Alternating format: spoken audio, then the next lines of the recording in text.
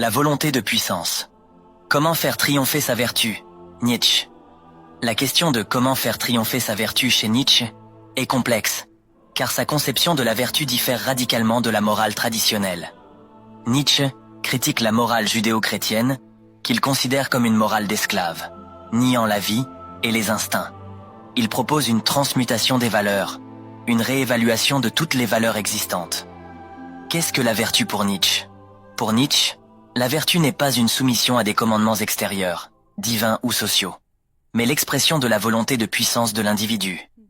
La volonté de puissance n'est pas une volonté de domination au sens commun du terme, mais une force vitale, un instinct d'accroissement, de dépassement de soi, une affirmation de la vie dans toutes ses dimensions.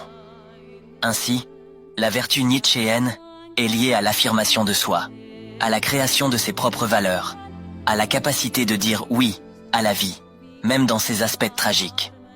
Elle se manifeste par des qualités telles que la force, capacité à surmonter les obstacles, à affronter les difficultés, la fierté, affirmation de sa propre valeur, indépendamment du jugement des autres, la joie, acceptation et amour de la vie, même dans ses aspects douloureux, la créativité, capacité à créer de nouvelles valeurs, à donner un sens à sa propre existence.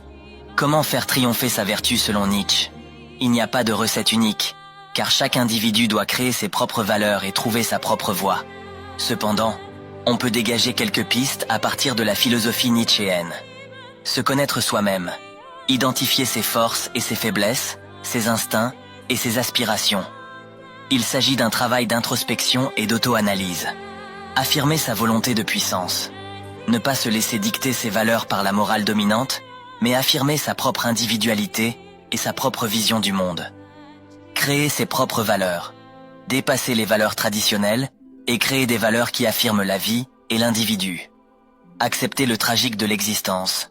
Reconnaître la souffrance et la mort comme des éléments inhérents à la vie et les accepter comme une source de force et de dépassement. Devenir un surhomme. Le surhomme n'est pas un être supérieur au sens biologique, mais un idéal philosophique, un individu qui a transcendé les valeurs traditionnelles et créé ses propres valeurs. Un être qui dit oui à la vie dans toute sa plénitude. La lutte des vertus. Nietzsche souligne également que l'individu peut être le théâtre d'une lutte des vertus. Différentes forces et aspirations peuvent coexister en lui, parfois en conflit. Il ne s'agit pas de les supprimer, mais de les hiérarchiser, de les intégrer dans une perspective d'affirmation de soi. En résumé, pour Nietzsche, faire triompher sa vertu, c'est affirmer sa volonté de puissance, créer ses propres valeurs et devenir un surhomme. C'est un processus individuel et exigeant qui demande une grande force intérieure, une capacité à se remettre en question et une acceptation du tragique de l'existence.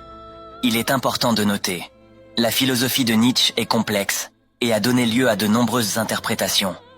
L'idée de surhomme ne doit pas être comprise comme une apologie de la domination ou du racisme, mais comme un idéal philosophique d'affirmation de soi et de création de valeurs. La critique de la morale traditionnelle par Nietzsche ne signifie pas un rejet de toute morale, mais une invitation à créer une nouvelle morale, basée sur l'affirmation de la vie. En conclusion, la question de comment faire triompher sa vertu chez Nietzsche n'a pas de réponse simple et prédéfinie.